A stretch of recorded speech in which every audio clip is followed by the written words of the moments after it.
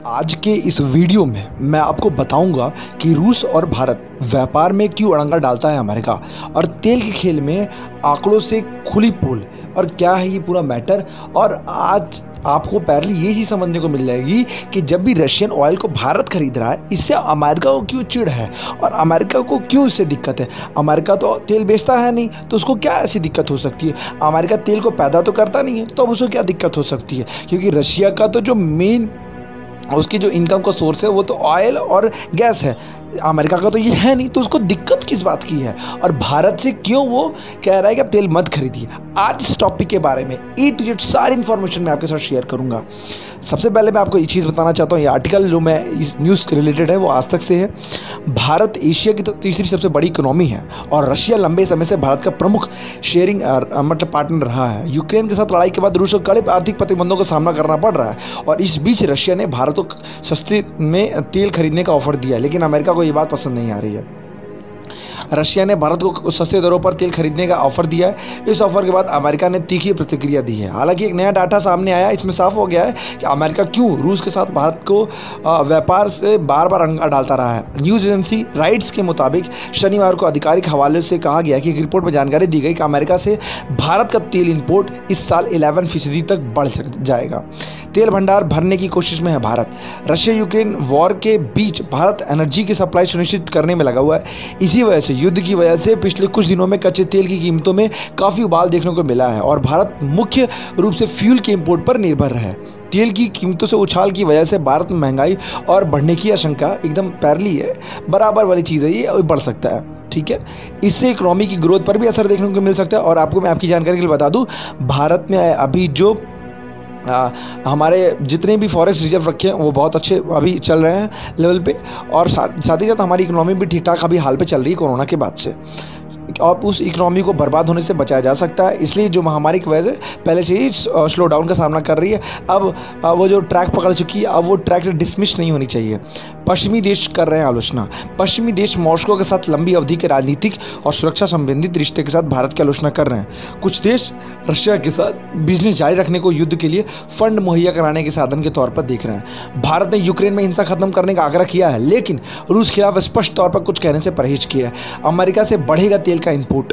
भारत पश्चिमी एशियाई देशों में सबसे ज़्यादा तेल खरीदता है, लेकिन अमेरिका चौथा सबसे बड़ा सोर्स बनकर उभरा है। इस साल सप्लाई में काफ़ी अधिक बढ़ोतरी हुई है। राइट्स के मुताबिक, जो राइट्स एक न्यूज़ एजेंसी उसके सरकारी सूत्र के हवाले से रिपोर्ट में कहा गया, ये बात कही गई है कि भारत को इराक में सबसे ज़्यादा 23% तक ऑयल की सप्लाई करता है। इसके बाद सऊदी अरब 18% की और यूएई 11% का स्थान आता है। भारत ने मॉस्को के ऑफर का स्वागत किया। भारत के कुल ऑयल इंपोर्ट में रूस की दखल बहुत अधिक नहीं है, लेकिन युद्ध शुरू होने के बाद ये रूस रियायती दरों पर तेल की पेशकश कर रहा है। इसके जरिए रूस की कोशिश अमेरिका और अन्य देशों द्वारा लगाए गए प्रतिबंधों के असर को कम करना है।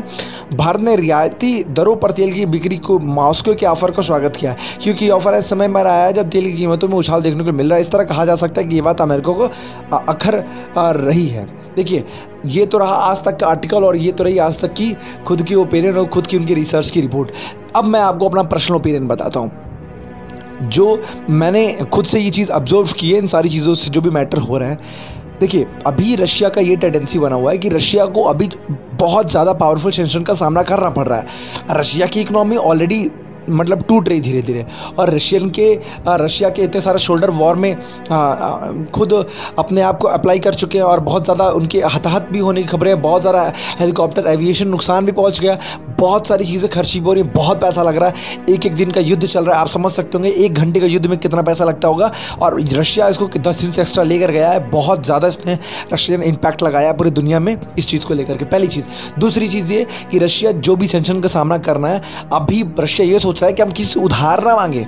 रशिया की टेंडेंसी को आप समझिए, रशिया किसी से उधार नहीं मांग रहा। रशिया चाहे तो चाइना से उधार मांग सकता है, भारत से पैसे उधार मांग सकता है, यूएन से पैसे उधार मांग सकता है, वर्ल्ड बैंक से पैसे उधार मांग कि कहीं भी वो गिड़गिड़ा के पैसे उधार मांग सकता है, लेकिन रशिया ऐसा नहीं कर रहा। रशिया खुद की चीज़ों को बेच करके ही पैसा कमाना उचित समझ रहा है। इसीलिए रशिया के पास जो चीज़ है ऑयल, उस ऑयल को कम दामों में अच्छे ग्राहक को बेच रहा है, जो उसकी परख को करना जानता हो, जो बिना किसी शंका के, बिना किसी संशय के, बिना किसी दबाव के खरीद ले। रशिया ने खुले तौर पर भारत को आमंत्रण दिया है, और भारत खुले तौर पर रशिया के ऑयल को खरीदेगा। क्यों? क्योंकि हमारे लिए जो सस्ता सामान देगा, जो अच्छा सामान देगा, जो हमारी सुरक्षा के लिए सोचेगा, जो हमारे लिए सोचेगा, सोचेगा, भारत उसके लिए सोचेगा। और भारत ने रशिया की मदद अगर की भी है ऑयल खरीद के, जो लोग ये कह रहे हैं कि रशिया की भारत ने मदद कर दी है, तो आज आप एक चीज़ समझ के देखिए, अगर मान लीजिए ऑस्ट्रेलिया के पास या अंगोला के पास या अफ्रीका के किसी देश के पास या यूनाइटेड स्टेट के इधर एरिया में किसी देश के पास आज तेल की कमी हो जाती है, या मान लीजिए मिडिल ईस्ट में किसी देश के पास तेल की कमी हो जाती है, पूरी दुनिया में उसके लिए तेल के क्राइसिस मच जाते हैं, और सिर्फ दुनिया में अकेले एक तेल का उत्पादक देश मान लीजिए रशिया ही बचता है, तो आप क्या कीजिएगा? लीजिएगा कि नहीं लीजिएगा? लीजिएगा तेल, बिकॉज वो आपकी आवश्यकता ही आविष्कार की जननी है।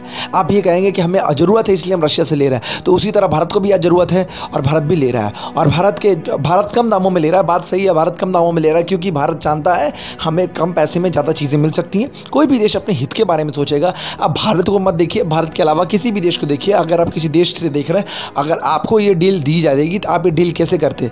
अपने देश के हित में ना करते, अपने देश के फायदे में नहीं करते, दो पैसा कैसे बचाया जाए इसीलिए आप करते हैं ना।